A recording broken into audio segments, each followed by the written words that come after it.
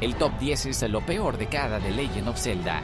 No creo equivocarme al decir que de ley, Zelda es una de las sagas más prestigiosas de toda la industria del videojuego y que entrega tras otra ha demostrado ser una de las mejores y más influyentes en su género.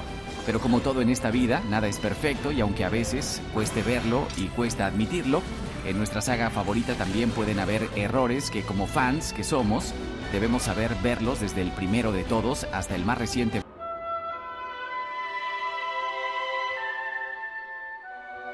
Puede parecer muy sencillo decir algo malo del juego que inició la saga porque al ser el primero hizo muchas cosas mal, pero está justificado porque estamos hablando de un juego de hace 35 años y con las limitaciones técnicas de la época no se podía hacer más. O puede que sí. Primero está el problema de no tener un mapa del mundo y solo poder guiarnos por un píxel que somos nosotros e intentar orientarnos en base a eso, con lo que es muy fácil perderse por el extenso mundo de Hyrule. En segundo lugar, su dificultad, su injusta dificultad, porque es muy fácil morir en este juego. Los enemigos hacen movimientos imprevisibles y por los limitados controles y movimientos de juego, no podemos evitar que nos golpeen. Lo único que podemos hacer para no morir es conseguir la mayor cantidad de corazones posibles. Y para ello vamos con el tercer y, en mi opinión, el peor aspecto del Zelda para mí es la dificultad que tiene encontrar todos los secretos que tiene el juego. Puede que detrás de un arbusto, una roca, un muro o una estatua se encuentra en secreto o incluso puede haber una pared invisible que realmente sea una escalera. Pero para saber esto tienes que ir probando arbusto a arbusto, muro a muro y pared a pared, uno a uno hasta dar con el indicado. Entiendo que todo esto está hecho con un propósito, que es el de alargar el juego, pero bueno, eran otros tiempos. A este juego era ese juego para el que ocupaba tu guía de estrategia. Pero es que esa dificultad para encontrar los secretos me parece que no tiene justificación alguna. Podrían perfectamente haber puesto más pistas o más indicaciones más allá de una frase que puede decirte un señor mayor en caso de que te lo encuentres, claro. Realmente los Link creo que lo tengo más sencillo y no me voy a sentir tan mal por sacar a relucir el sin duda peor aspecto de este juego. El lateral puede ser mejor o peor, la dificultad más o menos injusta, el moverse por el mundo más o menos intuitivo. Pero sin duda ese sistema de experiencia y subida de nivel RPG que tiene es un despropósito, principalmente por el hecho de que cada atributo requiere una cantidad de experiencia distinta y cada vez te exige más, quitándote la libertad de priorizar el estilo de juego que más te guste porque acabas de empezar a jugar. Te va a ser más difícil conseguir la experiencia necesaria para mejorar el ataque, por ejemplo. Aún así, esto no lo pondría como un problema si fuese justificable por su contexto histórico y por las limitaciones de la consola. Pero es que no es así porque la versión japonesa es distinto. En esa versión, ese sistema de experiencia funciona bien y tienes más libertad para elegir qué subir y qué no, pero por contraparte, si mueres, tus atributos bajan para equipararse al que tengas al nivel más bajo, lo cual tampoco está nada bien. Tendrás que volver a enfrentarte desde el principio. También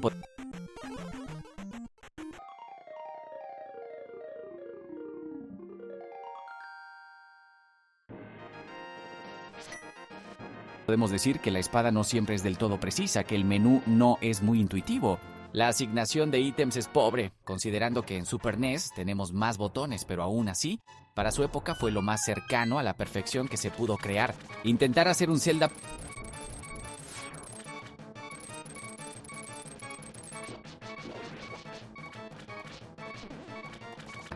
cuando veas Ocarina of Time, el Zelda predilecto para muchos, mejor de la historia, el que llevó la franquicia a la excelencia, el que dio comienzo a los Zelda en 3D con todo lo que eso conlleva.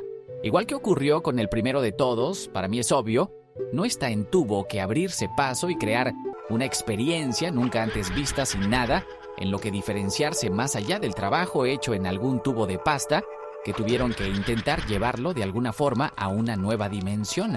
Al ser uno de los primeros juegos en 3 dimensiones tenían muchísimo espacio para hacer las cosas bien o hacerlas mal. Así que la línea entre innovar y equivocarte es muy fina. Pero esto, en lugar de hablar mal del juego, creo que habla muy bien. Seguramente si les pregunto qué es para ustedes lo peor de este juego, me dirán sin duda el Templo del Agua. Y estará de acuerdo, amigo, en cierta medida. Pero no creo que el problema sea la mazmorra como tal, sino que el juego no estaba preparado para disfrutar del Templo del Agua. Es como que no eres tú, soy yo que. que soy un inútil, que no se hacen las cosas bien. La cámara que no está funcionaba regular. El resolver aguas de este templo no marcaba que habíamos conseguido exactamente al resolver ese puzzle. La asignación de las botas de hierro era muy lenta y era más pesado tener que hacerlo todo el rato que las botas en sí. Y esto, por supuesto, no son limitaciones técnicas. Esto hace que el templo del agua sea lo más odiado de este Zelda. Pero como digo, no por el diseño del templo en sí, sino por esos fallos que tenía el juego como tal. Majora's Mask no deja de ser una secuela hecha rápidamente para aprovechar el éxito que tuvo Ocarina of Time e implementó cosas que tal vez no se pensaron demasiado bien y se tomaron decisiones de forma precipitada. Intentaron mejorar las mazmorras perfectas de su precuela con ideas desechadas, dando lugar a puzzles no muy intuitivos y algo aburridos, pero teniendo en cuenta que es un juego que se pensó para hacerse en un solo año, es normal que reciclarse en ideas es normal. Críticas sin conceptos, diseños, personajes, es justificable. Sin embargo, lo peor de Majora's Mask para mí es su espada de doble filo, el tiempo. La secuencia de 3 días me parece una de las mejores ideas que pudieron tener para este juego y al mismo tiempo la peor de todas porque te limita lo que hasta ahora más caracterizaba a la saga Zelda, la exploración y la libertad.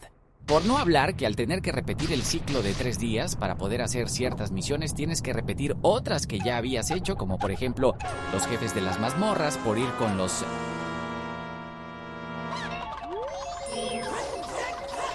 Reyes of Seasons.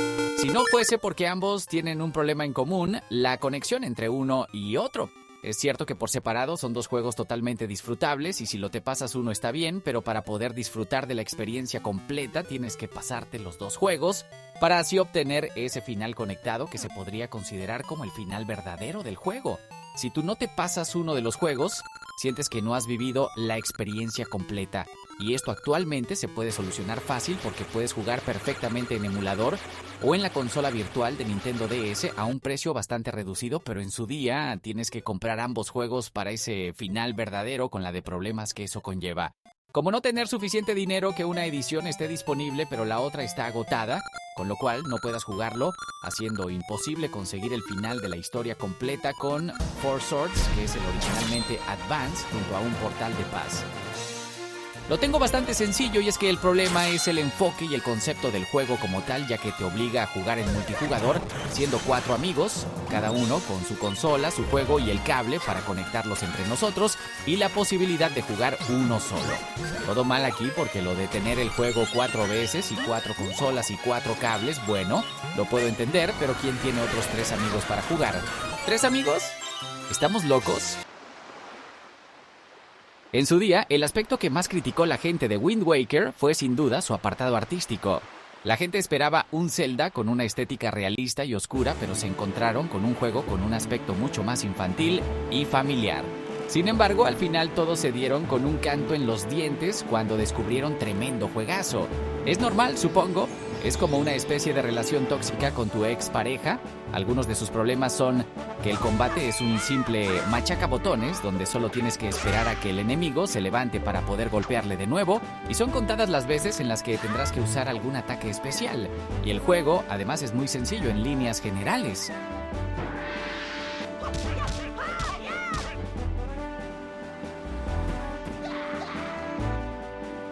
Pero sin duda lo peor de Wind Waker es el mar. Y el juego está rodeado de mar y se basa en el mar, pero es que está vacío. Es un mundo abierto, semifalso, porque si puedes ir a donde quieras, pero no puedes hacer prácticamente nada en mitad del mar y los viajes son muy lentos. Y por si esto fuera poco, en la parte final del juego tendrás que recorrer todo el mar buscando las partes de la Trifuerza, pagándole 398 Rs a Tingle para que te descifre cada uno de los malditos mapas. Desesperante, lento, innecesario y estúpido. Aunque por sus documentos consiguió corregir algunos problemas del sueño original, le faltó el más importante, que es conseguir amigos para jugar. Algo parecido a lo que ocurría en Twilight Princess, fue concebido como la secuela perfecta, como una carta de amor para los fans de la saga, al demostrar haberles escuchado como un intento de la perfecta evolución de los Time, tal y como consiguió al incapaz respecto al primer Zelda. Es el potencial que tiene este juego, era inmenso. Por fin tenían un sistema que les permitiría hacer todo lo que no pudieron con lo Ocarina of Time. batallas a caballo, enemigos enormes, una narrativa espectacular. Pero descuidaron lo que hizo grande al juego de Nintendo 64. Sí, pero está vacío. Armas, objetos nuevos y originales. Pero su uso se limita al que le puedas dar en la mazmorra, un nuevo mundo como es el Crepúsculo. Pero está limitado a ciertas zonas y no tienes mucha libertad para explorarlo. Twilight Princess pudo ser, sin duda, el mejor Zelda de la historia. Lo tenía todo en su mano para conseguirlo, pero no supo estar a la altura. Sigue siendo un gran juego, pero piensas en ese potencial que se ha desaprovechado. Mucha rabia. En el caso de Speed Tracks, podía dar motivos específicos de cada título, como podría ser el tempo de remar en el primero y la flota terrenal en el segundo. Pero también puedo juntar a ambos y decir que lo peor es el control de Link con la pantalla táctil. Ojo, viendo solo el control de Link porque el uso de objetos me parece increíble. El boomerang, el arco, la garra, el látigo van perfectos con el control táctil, pero cuando manejas a Link, el tener que estar continuamente sosteniendo la consola con la mano, a mí personalmente se me hace incómodo y no disfruto igual del juego, porque yo soy de los que jugamos muchas horas seguidas y estar continuamente así me molesta mucho. Continuando con esa época de innovación y los controles que tuvo Nintendo con DS, vamos a Wii para controlar la espada de Link en Skyward. Seguramente muchos pensaréis que lo peor del juego fue esto, pero en absoluto estoy de acuerdo en que el control podía ser poco preciso. Podía fallar, tener que recalibrar o quedarte sin pilas. Pero todo esto no es problema del juego como tal, sino del propio sistema que funciona mal. Es un problema de la consola, así que no veo justo echárselo en cara a Skyward. Para mí este juego representa la decadencia en lo que exploración se refiere en la saga Zelda, con un mar de nubes más vacío que el de Wind Waker, con menos misiones secundarias y con una superficie extremadamente lineal, más parecido a un nivel de Super Mario Bros. Que a un Zelda como tal. Está claro que esa limpia paz fue el juego que más acercó a la perfección en su época, otros que puedan parecerse lo máximo posible a este, incluso mejorar lo que consiguió este juego. En el caso de Twin Worlds, prácticamente se trata de un remake espiritual, con el añadido de poder introducirse en las paredes o conseguir todos los objetos desde el principio. Y ese es su problema, que es demasiado parecido al de Past. A mí me habría encantado un juego totalmente nuevo en un nuevo mundo y pensado en su totalidad para que esta nueva mecánica encaje. Sin embargo, aquí lo que han hecho ha sido coger el universo del título de Super Nintendo y encajar la mecánica ahí para ver el juego de otra perspectiva. Y no está mal, pero tal vez si hubiese tenido su propio mundo, lo habrían aprovechado mucho mejor. Un mundo que estuviese pensado específicamente para el poder del brazalete de Rabio y así sacarle mucho más partido. Y el sistema de obtención de objetos a través del alquiler y la venta no se sentiría tan metido con calzador porque podrían haber hecho otro sistema que encajase mucho mejor. Zelda Breath of the Wild y el que yo personalmente considero un nuevo rumbo para la saga. El primer Zelda abrió un camino, Ocarina of Time otro nuevo y ahora Will ha revolucionado de Zelda abriendo un nuevo camino. Y como siempre ocurre en estos casos, esto conlleva cometer errores por los que no estabas preparado. La fragilidad de las armas, los santuarios, el exceso de colores y la narrativa son algunos dos aspectos que más se critican del juego. Pero yo personalmente lo justifico, que está hecho así para cumplir con el propósito de esa exploración tan libre que tiene el juego. Así que no lo veo como un error propiamente dicho. Si tú querías que la gente disparase, hacer esto es lo mejor que podías hacer.